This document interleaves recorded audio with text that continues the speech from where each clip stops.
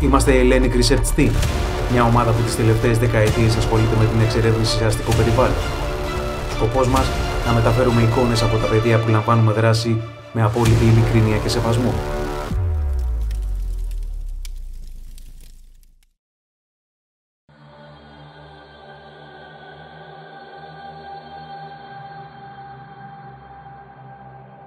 Εκεί που η εγκατάλειψη παντρεύεται με τη θλίψη.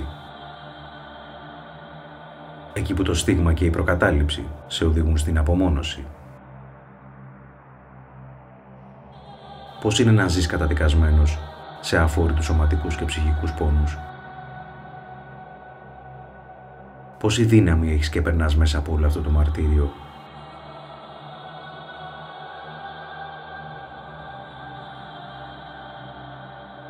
Τοποθεσίες αποκομμένες ως φυλακτήρια βασανισμένων ψυχών. Ένα από αυτά, το Γενικό Νοσοκομείο Δυτικής Αττικής, η Αγία Βαρβάρα, το οποίο λειτουργήσε για πρώτη φορά ως νοσηλευτικό ίδρυμα το 1903 με την ονομασία Κάνθαρος.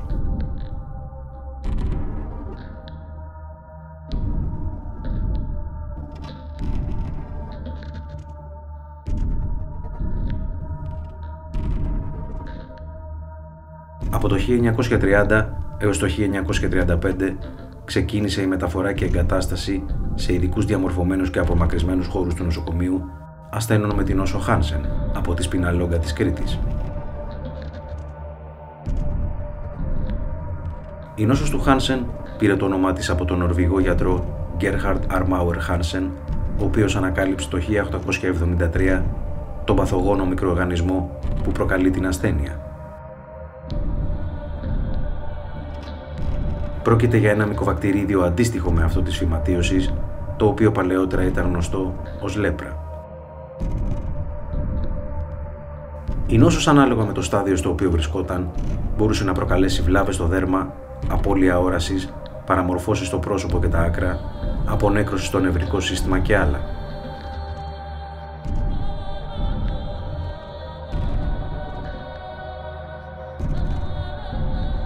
Παλαιότερα η λέπρα ήταν αθεράπευτη.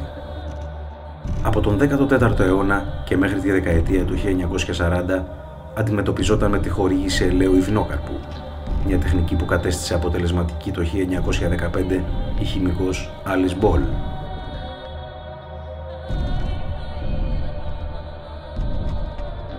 Τις τελευταίες δεκαετίες, με την πρόοδο της επιστήμης και τη βοήθεια των αντιβιωτικών, εκτιμάται ότι η νόσος θεραπεύεται πλήρως, αν και αναφέρονται υποτροπές σε ασθενείς.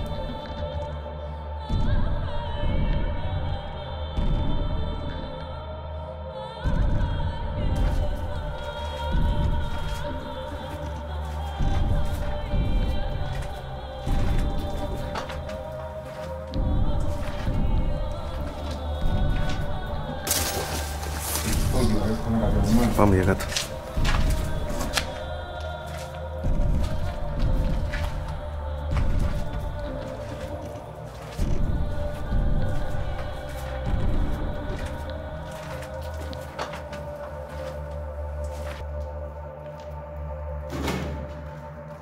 Μικρό είναι, ένα δωμάτιο είναι, δεν έχει τίποτα.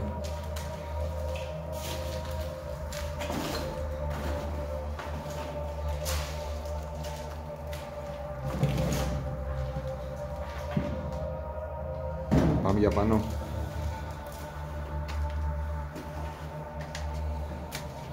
Ο πιο γνωστός μύθος που κυκλοφορεί ακόμα και σήμερα για την ασθένεια είναι πως μεταδίδεται εύκολα. Σύμφωνα με τελευταίες μελέτες, η λέπρα κατατάσσεται στην τελευταία θέση των μεταδοτικών ασθενειών.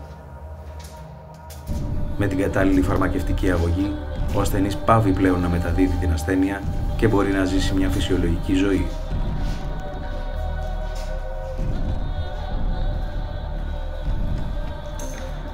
Μονόπολη, ρε. Κοίτα τι έχουν κάνει.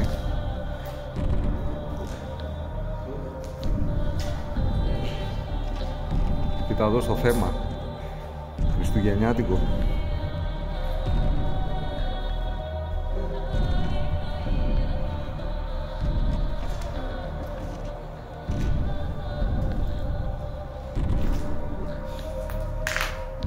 Εδώ μάλλον ήταν μαγειρίο. Τραπεζαρία. Εδώ βλέπω ότι βρίσκεται καλά.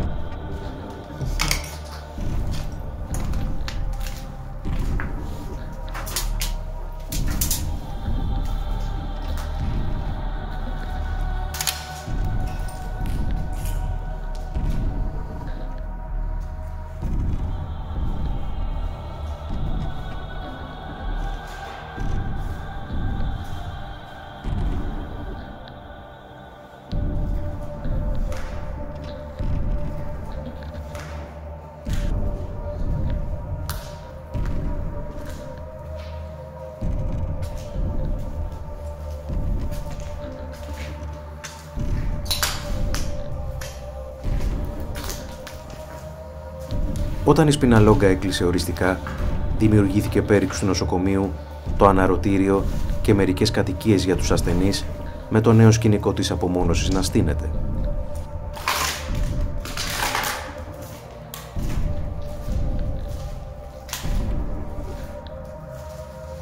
Πρέπει να είχε πάρει φωτιά, Στον Κάνθαρο, το 1978, άφησε την τελευταία του πνοή μια μεγάλη φυσιογνωμία για το κίνημα των Χαρσενικών, ο Επαμεινώνδας Ρεμουνδάκης. Όντας τριτοετής φοιτητής της Νομικής Αθηνών, στα 21 του χρόνια, υποχρεώθηκε λόγω της ασθένειας σε εγκλεισμό στη Σπιναλόγκα. Εκεί ίδρυσε την Αδελφότητα Ασθενών Σπιναλόγκας, η οποία έπαιξε αποφασιστικό ρόλο στη βελτίωση των συνθηκών διαβίωσης επάνω στο νησί. Ο θάλατος μέσα στη Σπιναλόγκα, όλα προχωρούσαν προς το θάλατο, γιατί το πνεύμα της δημιουργίας δεν λειτουργήσε. Μέναμε στη Σπιναλόγκα με σκοπό να πεθάνουμε έτσι. Και κάπου εδώ τελειώνει το ισόγειο.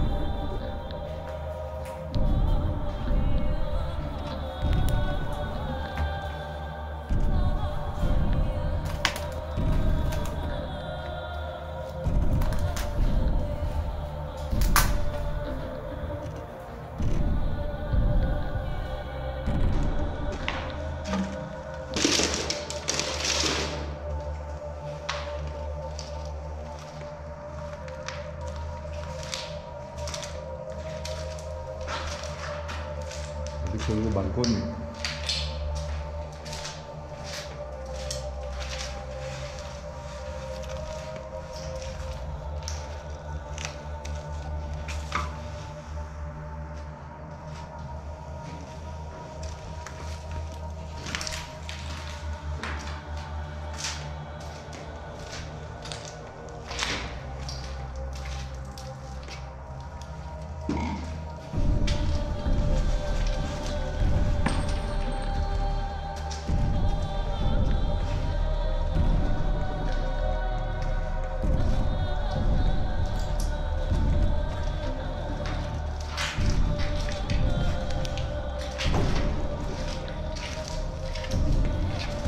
Πάμε για πανώ.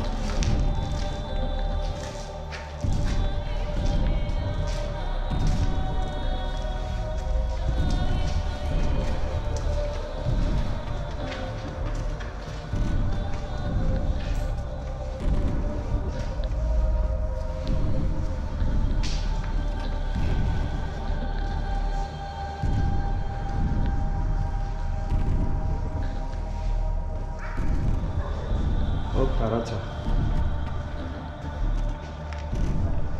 Ωχ, έλα να δεις εδώ ρε.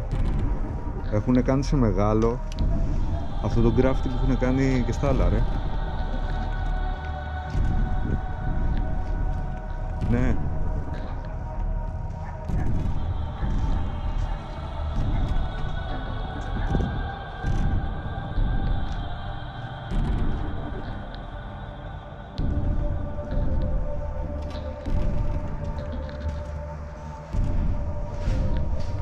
Η πτέρυγα που ζουν σήμερα 34 Χαρσενικοί κατασκευάστηκε τη δεκαετία του 1970 και σε αυτό το σημείο είχαν μεταφερθεί όλοι οι ασθενείς από τη Σπιναλόγκα.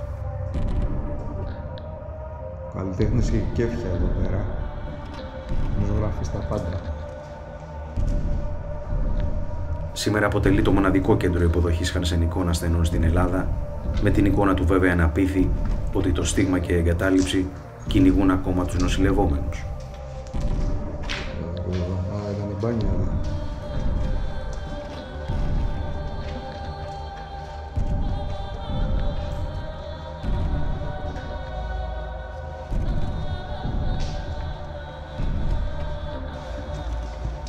Εδώ κάποιο κλειστάριο κάτι.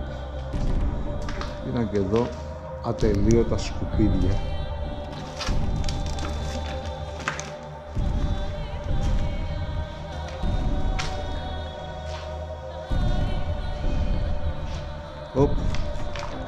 Εδώ μάλλον κάποιος έμενε, κανένας άστεγος, δεν έχουν κάνει φάση εδώ με κρεβάτια και τέτοια.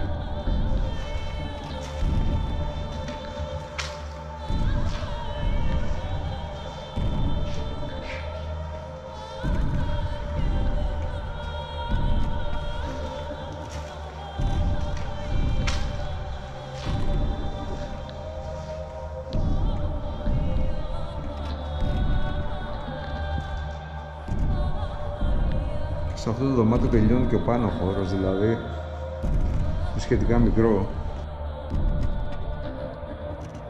Εμάς, μια μάντρα, ένα τείχος, χωρίζω, μας χωρίζει από τη ζούγκλα της ζωής, όμως βρήκαμε το στόχο και το σκοπό της ζωής μέσα εδώ, στο χαμίδι της αρρώστιας και της απομονώσεως.